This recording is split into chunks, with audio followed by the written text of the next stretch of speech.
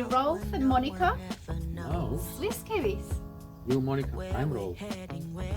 Ah, right. We're a Swiss couple who traded alpine peaks for green rolling hills and beaches, moving to New Zealand in 2009. I'm restoring and repairing motorcycles, renovating and crafting any customer projects with care. Homesteading with animals and organic gardens, hosting B&B guests with joy, and preserving seasonal fruits and baking breads. Whether you're dreaming of a slower life, curious about sustainable living, or simply love stories rooted in nature and intention, Come and join us. hello everyone, welcome back to our channel. And in this week episode I'd like to share a little bit more about our B&B and how we started and why we actually had that idea. And so we moved to New Zealand in 2009, and we always had the dream to host people and to share or experience about traveling or anything like that with guests. And that really came back in Switzerland. We often hopped on our motorbike and went to a tour, and we often went to Italy and France, and it's everything so close by, so we often went for a weekend trip. And in south of France we visited a really cool B&B or guest house, I would say. It was specific for cyclists and motorbike people, and it just inspired us. It was just something for us. We thought we would love to do that too. We would love to host people and share some food or some travel tips. And then of course we came to New Zealand and we had to look for that property. And that was not easy because most of the properties here, it's built for families. So it's like a 3-bedroom house, maybe a little bit land, like a lifestyle property, but just not ideal for what we wanted, because we wanted to have it separate or separate buildings, or be able to build different cabins or things like that. So it took us a while till we did find the right property. And 11 years ago we did find it here in Bay of Plenty, and we drove up the driveway. So it's just down there. We drove up the driveway and we thought, that's it. It was such a quirky property. It's just fantastic. We just could see it's going to work. There were 3 different dwellings, or actually 5 in total. There was a carport and a little garden shed, and a few things we converted. The garden shed we removed, and we built the spa pool there. But of course it was with lots of money involved. It was not just purchasing the property, it was also renovating. So the first thing we would have done, we came up with a plan. We had a budget, but I think everybody knows budgets, it's great, but it always costs more. It most of the time takes more time to do what you want to create. But anyway, we created the plan for the B&B, and Rolf would come home after work and we rebuilt it. And so we did the whole tiling. He had to change the whole system with electricity and gas. So the gas was outdated, so we had to change it to the gas is only on water now, or the water is on gas. And he had to build a proper electricity set up for the kitchen and for everything like that. I painted the walls white. We looked at furniture. We still had some furniture we actually brought from Switzerland, so we refurbished those. We had to buy tools and cutleries and sheets and linen and everything like that. So let's get back to what we actually had to invest. So I like to share some secrets what no one tells you. I mean, everything you know, a property cost, say you purchase a property for 1 million and then you could start. No, it's not like that. You need so many things. So for a B&B, you need insurance, you need specific insurance, content insurance, and also for other guests as well. We do have special insurance on the platform Airbnb, air cover it calls. So we need that sort of insurance if something happened, of course. And then house content insurance has got a different level because we have other guests here. And then the expenses, it's not just the renovating. So the renovating for the first B&B was 15 grand those days. These days it's almost 30,000, almost double, because everything got much more expensive. And of course we did the labor was free. Imagine you would have to hire someone who built it how you want it. So you can't really calculate that, right? And then once we had set that up, also the expenses for the beds, the sheets. I mean, we wanted to create a good quality. It's not a 5-star Hilton, but it's a 5-star B&B, and so we want good quality sheets, good quality cutlery, and nice sofa and new mattress. Everything was new when we purchased it. So you probably spent another at least 10 to 15,000 just for that, just for set up everything and to have some extras. And then over the year, I would make more or less 50,000. Well, this New Zealand dollars. But from that 50,000 is at least 10,000 expenses for electricity bills, for water, for gas, for maintenance. We need more petrol for the lawn. We need some chips, for example, new plants to plant around. So it's extra expenses as well. And then of course we need money for consumable. So I do bake bread for the guests, so I have to buy flour, I have to buy sugar, I make homemade jam. The fruits are free, they grow here, but I still need sugar. I need the little cute glass containers, and because they're so cute, guests take them with them. So of course I have to order more. It's fine, but I'm just saying those expenses, it just adds up. So that will be probably another 10,000 a year just for all those things. We're also cleaning. We had to have a special or a more practical vacuum cleaner because our properties are in different places, so you don't want to plug it in.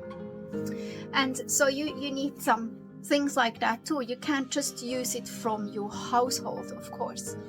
And then a few years back, we always wanted a spa pool. I think it suits the style, but we wanted the spa pool also to attract more guests.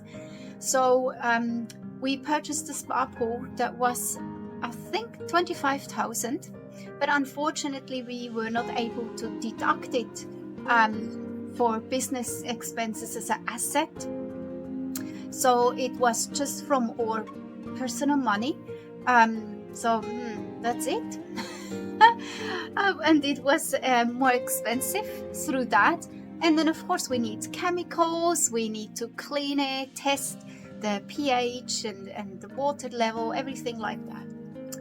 And we don't have a cleaner or a gardener or someone who manages the platforms like Airbnb or Booking.com. I'm the manager, I'm the host, I'm the marketing guy, and that's me. And if I would calculate that in a wage, I mean, just for cleaning, I would probably pay someone between $400-$500 a week just for cleaning. If I would have to hire someone who does gardening or maintenance, I mean, if something little is broken or we need to change, I have a list for Rolf when he comes home from work. We go through that list. If there's something with the water, or we need to clean the roof, or fix little things, that would cost extra as well. But of course, we can save that money. And of course, I work from home. It's my business. It's my job. So it's totally fine. But if I would do that and hire people or a company to run it, honestly, it would be flat zero. We would not make any money. We do make money, but because we calculate it like that. And of course, it's my dream lifestyle. And the question is, maybe, would we still do it? If you considering coming to New Zealand, maybe from Europe, and just that point, at the moment, it's perfect if you have come from Europe. It's almost half. So for you, it will be very cheap here in New Zealand to invest or start things because of the conversion. But still, you will still have, once you're here in our system in New Zealand, you still have high expenses. Everything costs a lot, like everywhere else too. Everything costs just more. But if I would have to calculate everything, I couldn't charge the guests what I charge right now. I would have to charge double to make money, to go ahead financially. But yes, to the question if I still would do it, yes, definitely. I love it. It's my dream. I always wanted to work from home, be my own boss, have time for other things, have time for this video, for example. It's just great. This morning, for example, I created a nice banana bread. I will share some photos. It's delicious.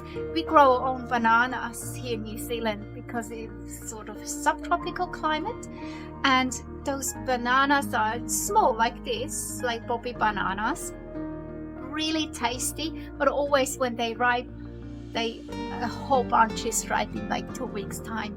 So I always create things, and so today I baked banana bread with walnuts and eggs from our lovely chickens. You see in the background, that's our chicken coop, where they're supposed to sleep and lay eggs. They do lay eggs there, but they don't sleep there. I'll show you in another video where they sleep. They like to be a bit closer to us than over there. And so I baked that bread, and it's just beautiful. I have time during the changes to do that. At the moment, in our bigger B&B, we have got guests from Spain. I find it always interesting when we have people from overseas, because they're more interested what we do, or we can give them some travel tips. I just love that. And in the little cabin, we are getting guests today from the UK, just for one day. And then it's almost weekend, and Saturday, Sunday, both apartments booked, but I don't know where they're from. Sometimes we know in advance, sometimes not. And so that keeps me busy. I need to do some linen today, and just setting up the little cottage with some fresh fruits. I'll add some yogurt and homemade jams in it, and bake some bread. So that's in the oven right now too. And so that's my day. So yeah, if you do consider to come to New Zealand, just think you probably need 30% more at least than your budget tells you, or you think, oh yeah, it will be about fine, or it's cheaper. Yes, it is cheaper, but so many things adds up. And especially if you have a lifestyle property, if you come from Europe and come to New Zealand, because the growing season is all year, so you don't have a rest. So it's not just the work, but you need more petrol to do the lawn. You need to say citrus fruit trees are right here. You're not pruning them once a year. You do that 3-4 times a year because it grows so much. So that all costs money and effort. And a lot of people, they just underestimated it, me as well. And actually, I'm coming from a sort of lifestyle like this from Switzerland, and I studied horticulture.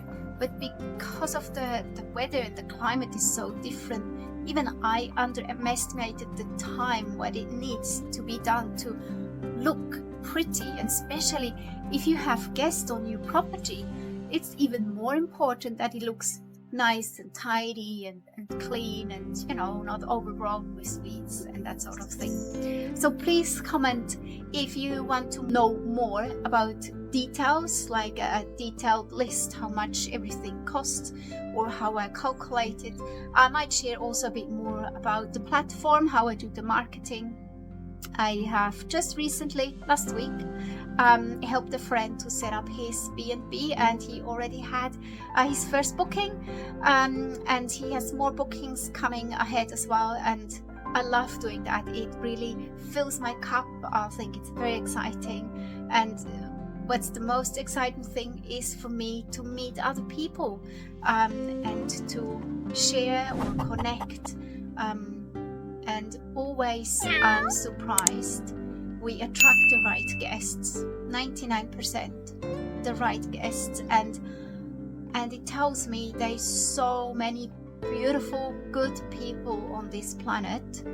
I know everything, it seems crazy, but there's still so many good people around, and I'm very grateful, and that is really important to me. It makes sense for me. It's my passion, and I think it's, at the moment, definitely it's the right thing to do for me as well.